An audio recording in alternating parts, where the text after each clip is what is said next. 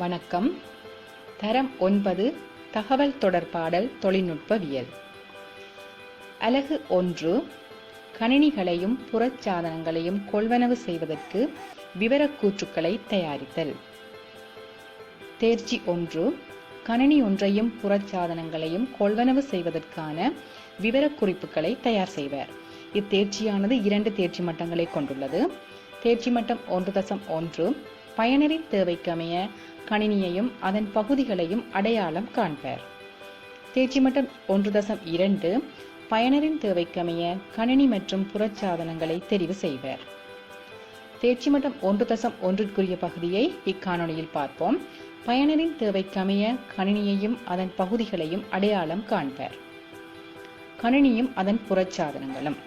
கணினியுடன் கூடிய எங்களுக்கு தெரிந்த புறச்சாதனங்கள் படத்தில் காட்டப்பட்டுள்ளன.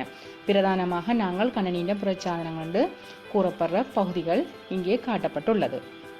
அதாவது கணினியின் புறச்சாதனங்கள் எனப்படுவது தொட்டுணரக்கூடிய வடிவத்தை உடைய கணினியின் பகுதிகளே புறச்சாதனங்கள் ஆகும்.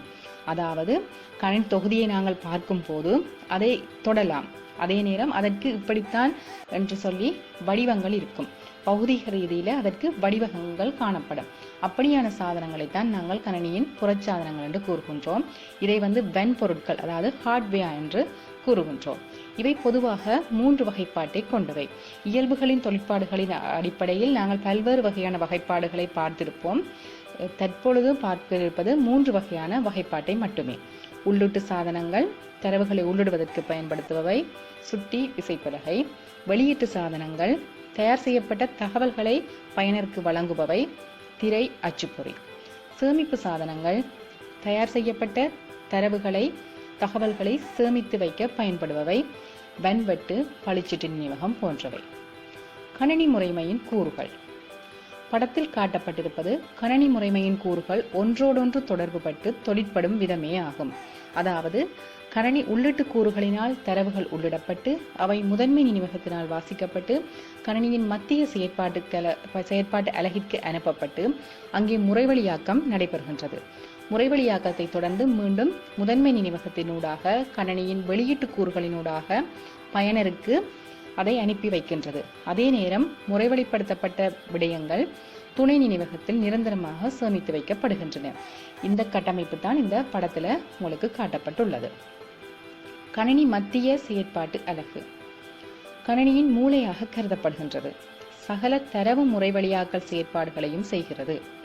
இது 3 கூறுகளை கொண்டுள்ளது. கணினியின் மூளை என கூறப்பட்டுள்ளது. மனிதனுக்கு மூளை இல்லாமல் எப்படி வேலை செய்ய முடியாதோ அதே மாதிரி தான் கணினிக்கு இந்த மத்திய செயற்பாட்டு அலகு இல்லாமல் வேலை செய்ய முடியாது. அதனால்தான் அதை நாங்கள் கணினியின் மூளை என்று கூறுகின்றோம். இதுதான் கணினியின் பிரதான செயற்பாடான முறைவழியாக்கல் செயற்பாடுகளை செய்கின்றது.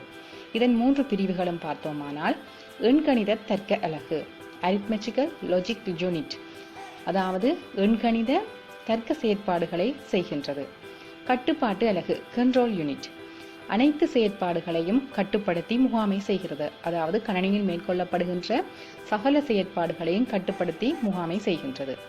நினைவக பதிவகம், மெமரி ரெஜிஸ்டர், முறைவழிக்கு தேவையான தரவுகளை தற்காலிகமாக பேணுகின்றன. முறைவழியாக்க செயற்பாட்டின் போது அதற்கு தேவையான தரவுகளை தற்காலிகமாக அந்த குறிப்பிட்ட செயற்பாடு நடைபெறும் நேரத்தில் மட்டும் அதனை சேமித்து வைக்கிறதுக்காக இந்த நினைவக பதிவகம் பயன்படுத்தப்படுகின்றது. கணினி தேவைகள். கணினியை நாங்கள் என்னென்ன தேவைகளுக்காக பயன்படுத்துகிறோம் என பார்ப்போம். வரையியல் உருவாக்கம், செவிப்புல கட்புல பதிப்பித்தல், கணினி விளையாட்டுக்கள், ஆவணங்களை தயாரித்தல், இணையத்தினுள்ளே பிரவேசித்தல். இது மட்டுமல்ல, கணினியை நாங்கள் பற்பல தேவைகளுக்கு பயன்படுத்துகின்றோம். தற்காலத்தில் சகல துறைகளிலுமே இந்த கணினி பயன்பாட்டில் உள்ளதெல்லாம் நாம் அறிந்ததுதான்.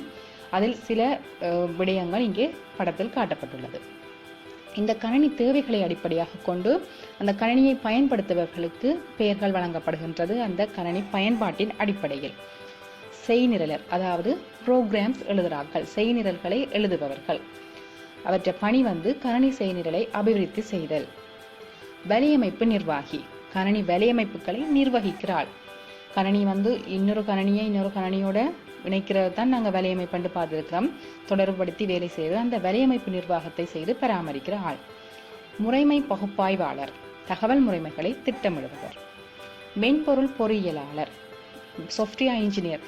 நாங்கள் எல்லாரும் அறிந்ததான், கணனித்துறையில எல்லாருக்கும் விரும்பின வேலை, தெரிஞ்ச வேலை. சின்ன பிள்ளைகள்லேருந்து உங்களுக்கு என்னவா வர விருப்பம், கணனியில் என்ன படிக்க விருப்பம் என்று கேட்டோன்னு சொல்றது சாஃப்ட்வேர் இன்ஜினியர். அதாவது மென்பொருட்களை, நாங்கள் பயன்படுத்துகிற மென்பொருட்களை வடிவமைக்கிற அந்த பணியை செய்பவர். கணனி பிரயோக உதவியாளர், அதாவது கணனியில் பிரயோக மென்பொருட்களை உபயோகித்து தரவுகளை பதிப்பித்தல், வெளியிடுதல் போன்ற வேலைகளை செய்பவரும் அதனை பராமரிப்பவரும். இணைய அல்லது வலை விருத்தியாளர், வெப் டெவலப்பர். இணையதளங்களை வடிவமைத்து விருத்தி செய்து பராமரிப்பவர். வன்பொருள் தொழில்நுட்பவியலாளர், ஹார்ட்வேர் டெக்னீஷியன். முறைமை பராமரிப்பும் தவறு கண்டு திருத்துதலும். அதாவது கணனி வன்பொருட்களில் அந்த முறைமையில வார பிரச்சனைகளை இனங்கண்டு அதை திருத்தி பயன்படுத்தக்கூடிய வகையில் செய்து தருபவர் தான் இந்த வன்பொருள் தொழில்நுட்பவியலாளர். இதை போல நாங்கள் பல்வேறு வகைப்பட்ட பயன்களை கணனியில் கூறலாம். பல்வேறு வகைப்பட்ட தொழில் வாய்ப்புகளும் கணனியில் காணப்படுகின்றன. தொடர்ந்து 1.2 பகுதியை நாம் அடுத்த காணொளியில் பார்ப்போம். நன்றி.